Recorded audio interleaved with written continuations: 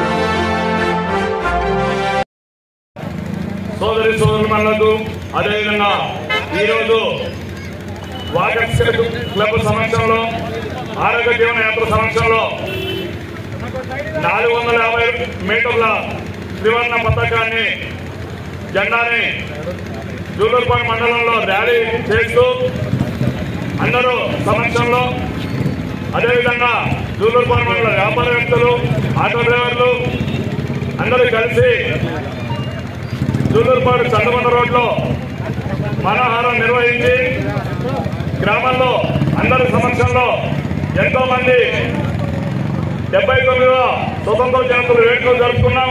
ఎంతో మంది త్యాగదారుల ఫలితమే ఈరోజు ఈ వేడుకలు జరుపుకోవడం మనందరికీ ఎంతో సంతోషకరమైన విషయం. 50 మీటర్ల త్రివర్ణ జెండా పతాకాన్ని ప్రతి ఒక్కరు చేతబూని దేశభక్తిని చాటుకునే అవకాశం కల్పించినటువంటి ఆరోగ్య జీవనయాత్ర, అదేవిధంగా వాకర్స్ మిత్రులకు ముందుగా ప్రత్యేకమైనటువంటి ధన్యవాదాలు తెలియజేసిన మిత్రులారా, ఈ యొక్క దేశం స్వతంత్ర పోరాటంలో ఎంతో మంది త్యాగంలో వాళ్ళ యొక్క పోరాట పట్టుబడి గుర్తు చేసుకునే అవకాశాలు కల్పించినటువంటి ఆరోగ్య జీవనయాత్రకు, అదేవిధంగా వాకర్స్ మిత్రులకు ధన్యవాదాలు తెలియజేస్తున్నాను.